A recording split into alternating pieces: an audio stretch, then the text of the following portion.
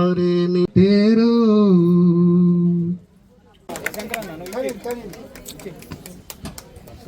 उपाध्यक्ष సర్లే వదిలే సీల్డ్ ఇచ్చేద్దాం మనోళ్ళకి చూసి పంపిస్తాను.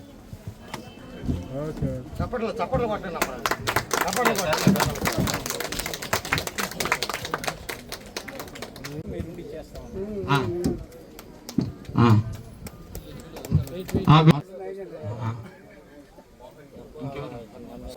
ఈ మీటింగ్ని ఇంత విజయవంతంగా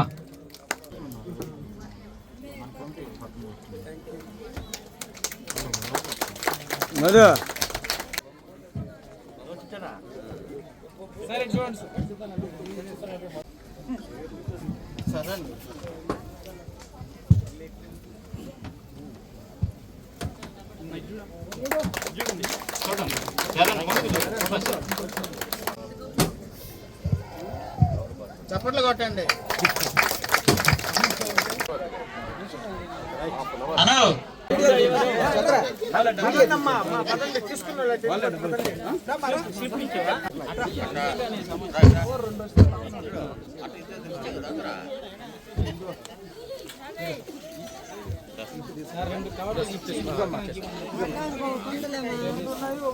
అదే ఒకటి అదే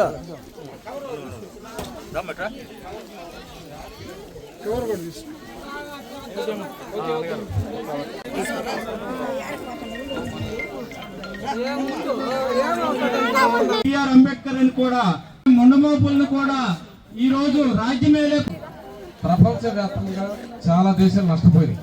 ఆ క్రమంలో 1948వ సంవత్సరంలో ప్రపంచ దేశాలన్నీ కలిసి ఐక్యరాజ్య సమితికి కొన్ని హక్కులు, అలాంటి ప్రధానమంత్రి కూడా ఆయన జై భీమ్ వీరుడు తెరగానట్టేరో, జై భీమ్ వీరుడు. మానవ హక్కుల ప్రపంచ మానవ హక్కుల పరిరక్షణ దినం. అమ్మా దయచేసి వినండి, దయచేసి వింటే మీరు ఇంతవరకు బ్రతికిన బ్రతుకుకి ఇక మీ ముందు జీవించే జీవితానికి ఒక మార్గాన్ని మీరు మీ పిల్లలకి వేస్తారు. మీరు వాళ్ళని నడిపిస్తూ ఆ నడకలో మేళ్ళను చూస్తూ సంతోషంగా మీరు దీవిస్తూ బ్రతుకుతారు. ఎందుకంటే మనకు ఇప్పటి వరకు పెద్దలు చెప్పిన ప్రతి దాంట్లో ఒకటే, మనం అనద్రొక్కబడుతున్నాం.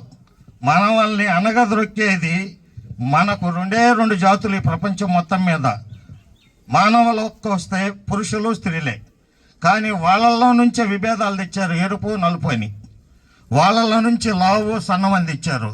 ఇట్ట వేర్లు చేస్తూ తీసుకొచ్చి ఆఖరాకి బలహీనులు బలవంతులు అని చేసేసారు. మనందరినీ బలహీనుల్లో చేర్చారు. మన శక్తిని సామర్థ్యాన్ని అంతా అనుభవిస్తూ రూపాయికి రూపాయి కూడబెట్టుకొని ధనవంతుల జాబితాలో చేరిపోయి మనల్ని ఎదగనివ్వకుండా ఎక్కడికక్కడ అనగదొక్కే ప్రక్రియని చాలా కాలంగా, అంటే కొన్ని వందల సంవత్సరాలంగా వాళ్ళ చేతుల్లోకి తీసుకెళ్ళిపోయారు. మన బిడ్డకి దాహం వేస్తే నీళ్ళు అడగాలన్నా నీటినివ్వలేని స్థితి. ఆ నీరు తెచ్చి జాలి కలిగిన ఆ ఇంటి తల్లి ఇవ్వాలంటే ఆ ఇచ్చిన ఆ చెంబులోనో ఆ గ్లాసులోనో ఇవ్వలేరు, దోసిళ్ళు పట్టమనేవాళ్ళు. మనం దోసిళ్ళు పడితే వాళ్ళు ఎట్ట ఎత్తిపోస్తే అవి తాగగలిగితేనే ఆ దాహం తీరేది. మనకంటే అనుభవం ఉన్న వాళ్ళని తాగగలం. నోరు లేని బిడ్డకు దాహం వేస్తే వాడికి ఆ దోసిళ్ళ నీళ్లు తాపితే వాడికి నిజంగా దాహార్తి తీరుద్దా? లేదు, వాడి పెదాలన్నా తొడుస్తాయా నిమ్మతో. అలాంటి దౌర్భాగ్యపు స్థితిలోకి మనల్ని ద్రోసేసిన ఈ బలవంతుల జాతుల్లో నుంచి మనల్ని కాపాడే దాంట్లో పుట్టిన ఒక మహానీయుడు డాక్టర్ బిఆర్ అంబేద్కర్ గారు. దానికి మాలయాద్రి సార్ గారు చాలా చక్కని నిర్వచనం ఇచ్చాడు. ఎక్కడ పట్టిన అయ్యగారినే చెప్తారు, ఆయనకు తోడ్పాటు అందించిన తల్లి రమాబాయి గారిని చెప్పలేదు. ఆ తల్లి త్యాగం కూడా చాలా విలువైనది. కన్న ప్రయోగు ఆ బిడ్డ బ్రతికే తీరులో ఆనందాన్ని చూస్తుంది. కానీ ఆ బిడ్డ ఒరిగిపోతుంటే తన పెండ్లి చీర చించి ఆ బిడ్డకు కప్పి సమాధి చేయడం అంటే ఎంత శోషణీయమో ఇక్కడున్న మీ తల్లులు ఒక్కసారి ఆలోచించండి. కానీ అక్కడ అంబేద్కర్ ఒక్క పదం చెప్పాడని మాలాద్రి సార్ చెప్పాడు, మనకు పుట్టిన బిడ్డలు పోతే పోని ప్రపంచంలో ఉన్న బిడ్డలంతా సంతోషాలతో సుఖాలతో బ్రతకాలంటే మనం త్యాగం చేయాల్సిందని నిర్దిష్టంగా నిర్ణయం తీసుకున్న ఓ మహనీయుడు, మహానుభావుడు. అలాంటి మహనీయుడు రాజ్యాంగాన్ని మన భారతదేశానికి రాసి ఈ మధ్యకాలమే 75 సంవత్సరాలు పూర్తయిపోయి 76లోకి వచ్చింది. అలాంటి పరిస్థితుల్లో మనుషులమే కదా, మానవులంటే మనుషులే, కానీ మనుషులకు హక్కులు ఎందుకు ప్రశ్నలు వేశారు పెద్దలు.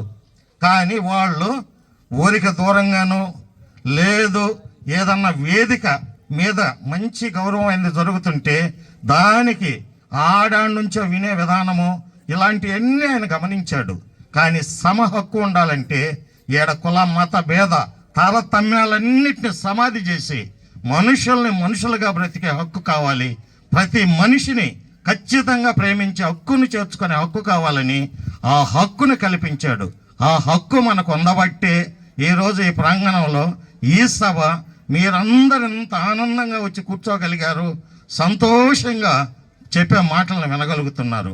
అంటే ముందు మనం మన బట్టని, మనకున్న పరిసరాలని, మనకున్న అవసరాలని తీర్చుకునే విధానంలో మనకు ఒక స్వేచ్ఛని ముందు ప్రారంభించాడు.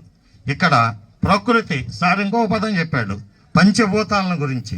ఆ పంచభూతాలంటే మీకు అందరికీ తెలుసు, రోజు నిద్రలేస్తే వెలుగును చూస్తున్నారు, సూర్యుని దేవుడని, గాలిని పీలుస్తున్నారు, అది బ్రతుకని, పోతే భూమి మీద జీవనం చేస్తున్నారు, ఆకాశాన్ని అండగా ఉంచుకున్నారు, అగ్ని నీరు వీటితో కాల్చుకొని లేదు వండుకొని సంతోషంగా రోజు పూజిస్తున్నారు.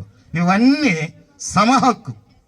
కానీ నేడు ఖచ్చితంగా నీటిని కూడా సీసాల్లోకి ఎక్కిచ్చేసి 20 రూపాయలకో 15 రూపాయలకు అమ్మే దౌర్భాగ్య స్థితి బలవంతుల చేతుల్లోకి వెళ్ళిపోయింది. మరియు ఈరోజు ఇంటర్నేషనల్ హ్యూమన్ రైట్స్ డేని యాక్చువల్గా 10వ తారీఖు జరుపుకోవాల్సింది, కానీ కొన్ని కారణాల వల్ల దాన్ని మేము పోస్ట్పోన్ చేసుకొని ఈరోజు జరుపుకోవడం జరుగుతుంది.